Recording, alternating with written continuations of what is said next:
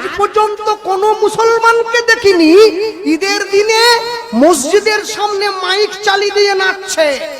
আজ পর্যন্ত কোন মুসলমানকে দেখিনি মুরগি কেটে পুকুরের কোনায় বসে খাচ্ছে।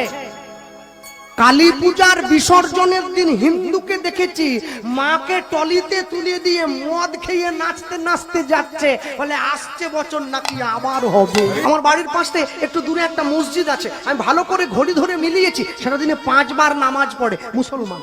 সব থেকে বড় আশ্চর্য কি জানেন, আপনারা ভালো করে লক্ষ্য করবেন, যারা মুসলমান, যারা ইহুদি, তারা তাদের ধর্ম পালন করে। আমার বাড়ির পাশে একটু দূরে একটা মসজিদ আছে, আমি ভালো করে ঘড়ি ধরে মিলিয়েছি, সেটা দিনে 5 বার নামাজ পড়ে মুসলমান। ভোর 5টায়, দুপুর 12টায়, বিকেল 3:30টায়, বিকেল 5টায়, সন্ধ্যে 7টায়।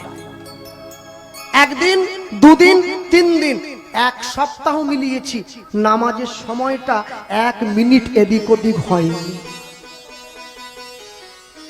আপনাদের এই পুরো সবঙ্গে যদি বন্যা হয়ে যায়, তবু নামাজের সময়টা পরিবর্তন হবে না, ওটা ভোর 5টার নামাজটা 5টাতেই হবে। কিন্তু দুঃখ কি, নরঘাট ব্রিজটা পেরোতে গেলে ডান দিকে একটা মুরগির দোকান আছে, ওই দোকানটার নাম হচ্ছে শ্রীকৃষ্ণ ব্রয়লার সেন্টার।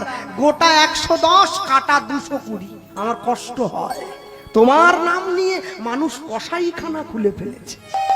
1 মাস ওরা রোজা পালন করে, সকালবেলা সূর্য ওঠার আগে মুখটা ধুয়ে নেয়, একটুখানি খেয়ে নেয়, সারাদিন উপবাস না খেয়ে থাকে, সন্ধ্যেবেলা একটু জল আর খেজুর খেয়ে উপবাসটা ভঙ্গ করে। পরে কি খাবে সেটা বড় কথা নয়, 1 মাস তো পালন তো করে। আর আমার বাড়ির মা বোনেদেরকে বললে কি গো একাদশী করবে না, বলে না এবারটা হবে না, পরের বারটা হবে। আমি কি একাদশী, বাকিরা সবাই দোষী, সবাইকে নিয়ে মরবো। ওরা সময় করে নামাজটা পড়ে, আর আমার বাড়ির মায়েরা বোনেরা সময় করে পরনিন্দা পরচর্চা নিয়ে ব্যস্ত হয়ে থাকে। এখনো যদি শুধরাতে চান, এখনো বলছি সময় আছে, নিজের বাড়ির ছেলে মেয়েগুলোকে বাবাকে বাবা বলে ডাকতে শেখাবেন, ড্যাড নয়। মাকে মা বলতে শেখাবেন, মম নয়। বাড়ির ছেলে মেয়েরা পড়াশুনো করে বাবার কাছে 2 দিন পরে এসে বলে ড্যাড তুমি হ্যাড। সব সময় মনে রাখবে, মানুষ হয়ে জন্ম নিয়েছেন, কেন জানেন? দেখবেন এই পূর্ব মেদিনীপুরে তমলুক বলে একটা জায়গা আছে, ওই মানিকতলা বাস স্ট্যান্ড, ওখানে বাস ছাড়ে। এখন নালে গাড়ি হয়েছে, আমার আগে তো ছিল না, বাসে টাসে করে সব জায়গায় যেতে হতো। বাস স্ট্যান্ডে দাঁড়িয়ে রয়েছি, এমন সময় দেখছি একজন মা এসেছে, কালো পোশাক পরা, নাক মুখ সব ঢাকা, চোখটা বের করা, হাতে তার ছেলের হাত ধরা, মাথায় টুপি, পাঞ্জাবি পরা, লুঙ্গি পরা ছেলে, দেখে বোঝা যাচ্ছে মুসলিম বাড়ির মা। কিছুটা দূরে আরেকজন হিন্দু বাড়ির মা এসেছে, শাঁখা সিঁদুর পরা, ছেলের হাত ধরা। এমন সময় এক বয়স্ক বাবা এসেছে, বড় দাড়ি আছে, পেকে গেছে দাড়ি, মাথায় টুপি, পাঞ্জাবি, লুঙ্গি। ওই মা গিয়ে, ছেলে তো চেনে না, ছোট্ট ছেলে, মা গিয়ে ছেলেটিকে ওই ভদ্রলোকের সামনে গিয়ে বলছে, বাবা মৌলভী সাহেব এসেছে, সালাম আলাইকুম বলো। দেখুন মা শিক্ষা দিচ্ছে, মা শিক্ষা দিচ্ছে। মা হচ্ছে সংসারের গাছের গোড়া। মা যখনই শিক্ষা দিল, ছেলে গিয়ে বলছে সালাম আলাইকুম। আর ওই মৌলভী সাহেব ছেলেটাকে বুকে জড়িয়ে ধরেছে, বাবা দীর্ঘজীবী হ, ওয়ালাইকুম সালাম। আর এমন সময় হিন্দু বাড়ির ছেলেটা কাঁদছে, কুড়কুড়ি খাবে, ওর মা দূর থেকে আমার দিকে আঙুল বাড়াচ্ছে, ধুতি পরে আছে। ওর মা ওই ছেলেটাকে শেখাচ্ছে, আর একবার যদি কাঁদিস, ওই দেখ হিন্দু ধর্মের একটা বৈষ্ণব দাঁড়িয়ে আছে, ওকে ধরিয়ে দেব, ঝোলায় করে পুড়ে নিয়ে বাড়ি চলে যাবে। আমি অবাক হয়ে গেলাম, এই তো আমার দেশ। এক ধর্মের মা শেখাচ্ছে তার ধর্মের সাধুকে দেখলে ভালোবাসবে, আরেক ধর্মের মা শেখাচ্ছে বৈষ্ণব দেখলেই পিটাবে। সব সময়ের জন্য নিজের অন্তরে দিয়ে বিচার করবেন, কি করছি আর কেন করছি। একটা কথা মনে রাখবেন, শিবের নাম করে যারা গাঁজা খায় তারা শিবের লোক নয়, তারা গাঁজা কোম্পানির লোক। শিব কোনোদিন গাঁজা খায় না। গাঁজা খায় কারা? বলে ভাং খায় চেলা, নাম করে ভোলা। তাহলে শিবের যারা চেলা নন্দী ভিঙ্গি, ওরা গেঁজা খাবে কেন? বলে ওরা যদি গেঁজা না খায় শিবকে বিরক্ত করে। বাবা বলে ওদেরকে ভাং খাইয়ে অজ্ঞান করে রাখি, তবে তো নাম গাইব।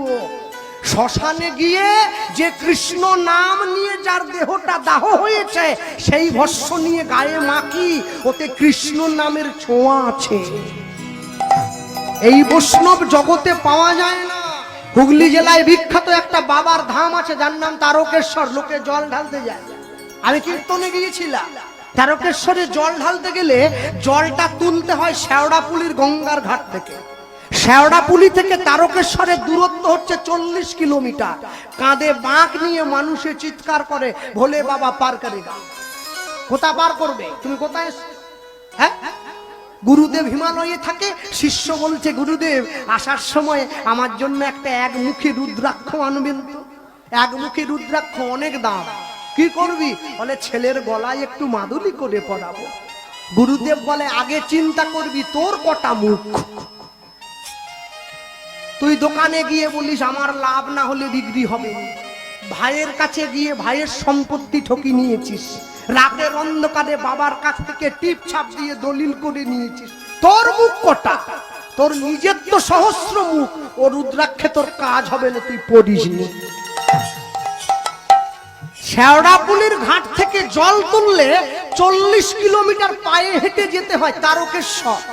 আমি সকালবেলা বেরিয়েছি, একটা ছেলে কাঁধে বাঁক নিয়ে যাচ্ছে, পায়ে গামছা বেঁধে দিয়েছে, পাটা ফুলে গিয়েছে। হ্যালো ভাই, কোথায় যাচ্ছ?